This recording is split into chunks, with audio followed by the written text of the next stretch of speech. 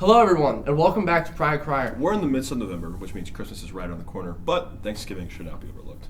Yeah, I love eating. I do too, but I don't eat that much during Thanksgiving. You're not eating the right foods, Michael. And you're probably right. I always am. And to fix your horrible eating habits during Thanksgiving, Maddie Donabauer is here to show us one of her favorite Thanksgiving meals. That's awesome. Let's go check it out.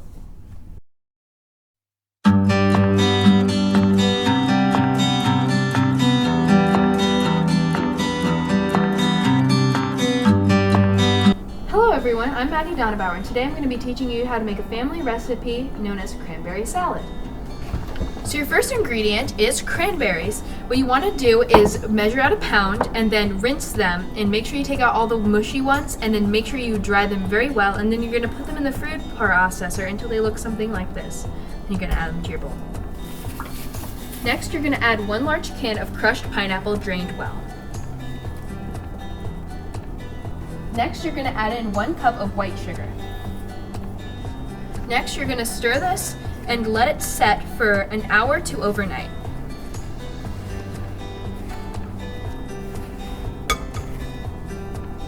One hour to half an hour before you're ready to serve, you're going to add 1 cup to 1.5 cups of marshmallows, depending on how many you want. The next ingredient is 1 cup of walnuts, either crushed in a blender or food processor. And then finally, you're going to fold in 1 container of Cool Whip.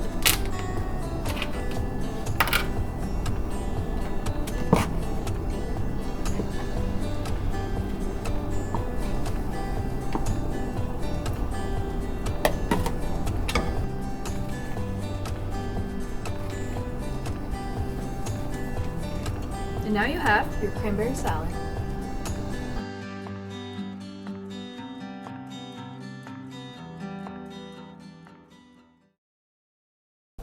If we had that at my Thanksgiving, I would probably eat more food. I'm with you. Now, after the calorie dump that is Thanksgiving, many people feel the need to actually burn the calories they put on. Sports and exercise are a great way to do that, and who better to know that than the student athletes? Exactly. But besides weight loss, exercise and sports can have many different effects on students. Which is why we made a documentary about it. Exactly. And this documentary dives into the effects of sports on students' emotional, mental, and physical well-being. And best of all, it's free! It's free. So let's check it out. Let's go. My name is Meredith Morgan, and I have been an Irish dancer for over 9.5 years. I remember when I was younger, specifically like 12 to like 14, 15, my anxiety was really bad, like to the point before every dance class, physically, my stomach would cramp up, I would have cold, like sweating, I'd be shaking basically before every class. Which is not good. That like constant nagging fear, your brain doesn't get a break. It's tough being a student nowadays. That goes without saying. Between school, life, work, friends, family, and other responsibilities, it is almost impossible for students to live a conventionally healthy life with adequate sleep and proper healthy stress. No one knows this better than student athletes.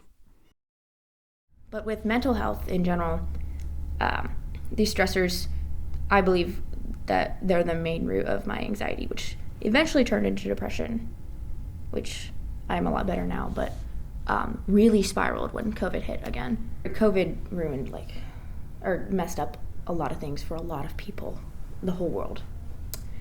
In my experience, right before we had to stop going to school in March of 2020, I was going from school to musical practice to track to dance on some days.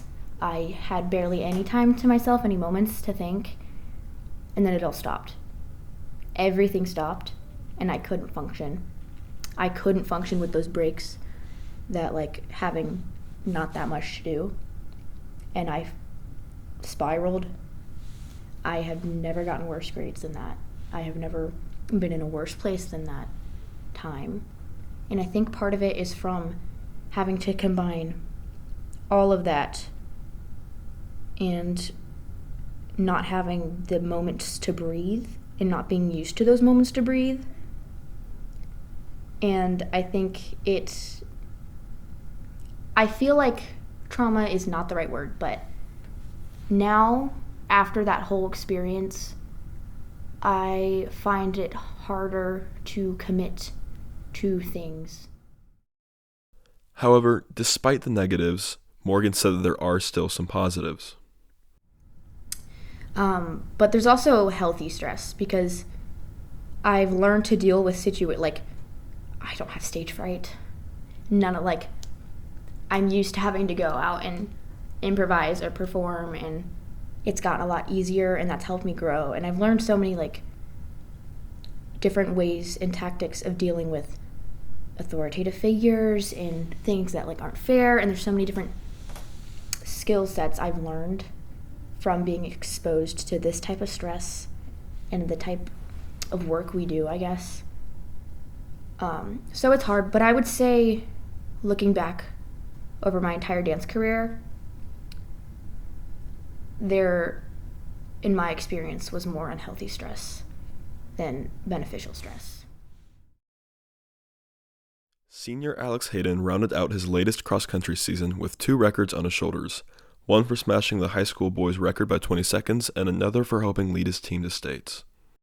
Well, I'd say stress as in friendly competition between other teammates. My first year, I was competing with this other guy for the 3rd spot, and it was stressful because I really wanted to be better than him. So I think because of that, it improved me as a runner, which I thought was a really good thing. I think honestly, just stress in general with running is good for you because that'll just make you work harder and make you faster. Sports can clearly be very stressful, but there can also be good within the stress. Junior Eva Joring detailed her experience with stress in her sports.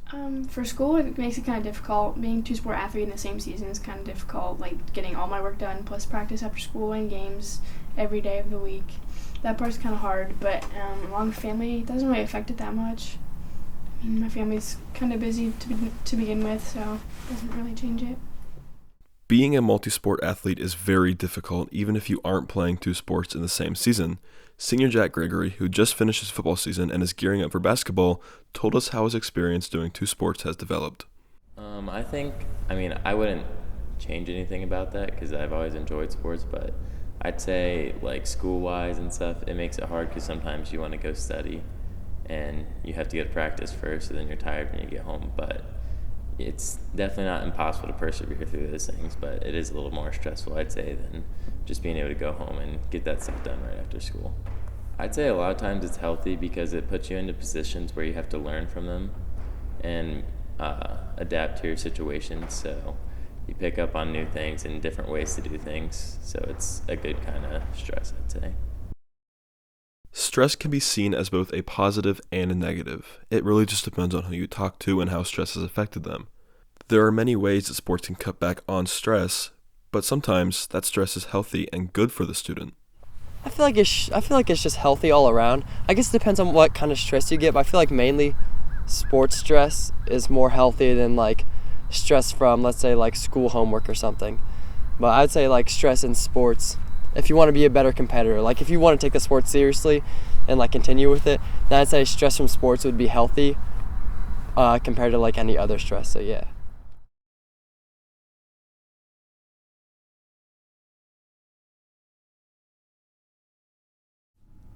That was an incredibly insightful documentary.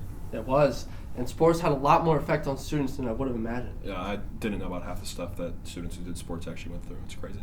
Thank you so much to the Trojan Crier team for making such an insightful documentary. And, in addition, congratulations to the boys cross-country team for making it to state for the first time in school history. And congratulations to Avery Tucker for going to state for the 4th time in her high school career. That's just insane. It's nuts. But I guess that about wraps it up. For Trojan Crier, I'm Michael. And I'm Jacob. And we'll see you next time.